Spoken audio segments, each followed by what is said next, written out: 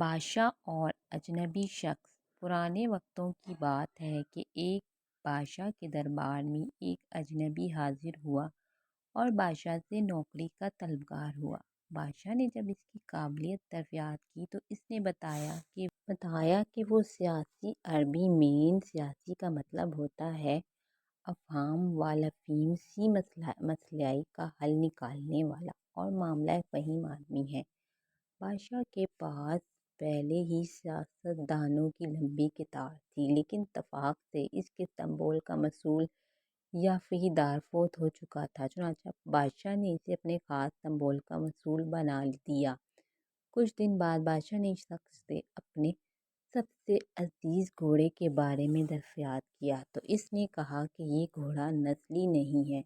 بادشاہ نے وہ گھوڑا بڑا مہنگا خریدا تھا، چنانچہ بادشاہ نے اس شخص کو حاضر کرنے کا حکم صادر کیا جو دور کہیں جنگل میں گھوڑے سدھارنے اور سدھار کر بیچنے کا کاروبار کرتا تھا۔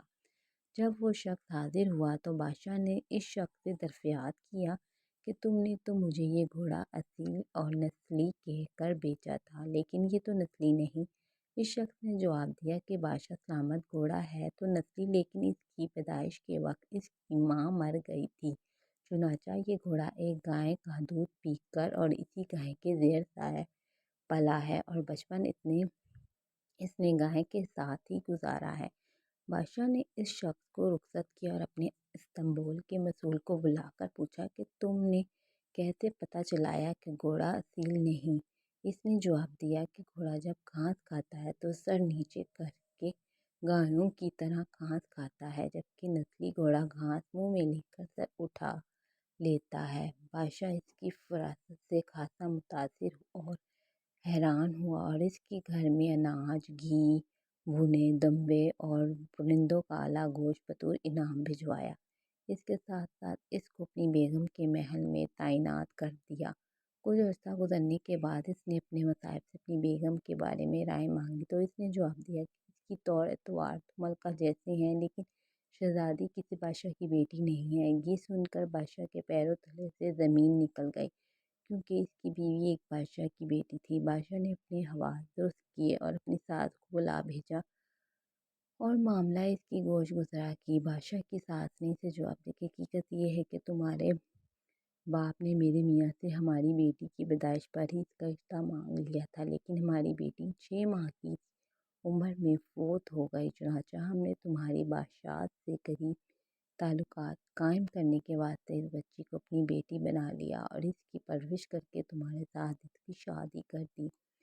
بادشاہ نے مصعب سے دریافت کیا کہ تم کو کیسے پتہ چلا کہ میری بیوی شہزادی نہیں ہے؟ اس نے کہا کہ اس کا سلوک خادموں کے ساتھ ٹھیک نہیں اور بادشاہ اس طرح نہیں کرتے۔ بادشاہ اپنے مصائب کی فراست سے مزید متاثر ہوا اور بہت سا اناج، بھیڑ بکریاں بطور انعام اس مصائب کو دیں اور اس کے ساتھ ساتھ اپنے کاروبار میں متعین کر دیا۔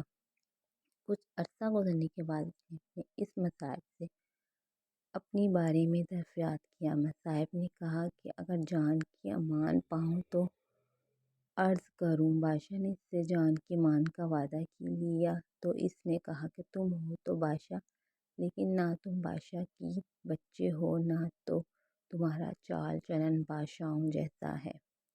یہ سن کر بادشاہ کے پاؤں تلے زمین نکل گئی۔ امان کا وعدہ وہ پہلے ہی دے چکا تھا، چنانچہ وہ اس گتھی کو بھی سلجھانے اپنی والدہ کے محل جا پہنچا تاکہ پتہ چلے کہ ماجرا کیا ہے۔ اس کی والدہ نے اس کی بات سن کر کہا کہ ہاں، تم بادشاہ کے نہیں بلکہ ایک چرواہے کے بیٹے ہو۔ بادشاہ نے مصعب کو بلوایا اور اس سے پوچھا کہ تمہیں کیسے پتہ چلا کہ میں بادشاہ کا بیٹا نہیں ہوں؟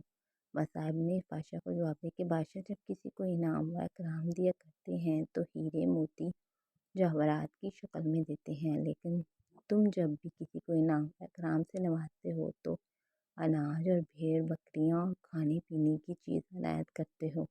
یہ سلوک کسی بادشاہ کے بیٹے کا نہیں بلکہ کسی چرواہے کے بیٹے کا ہی ہو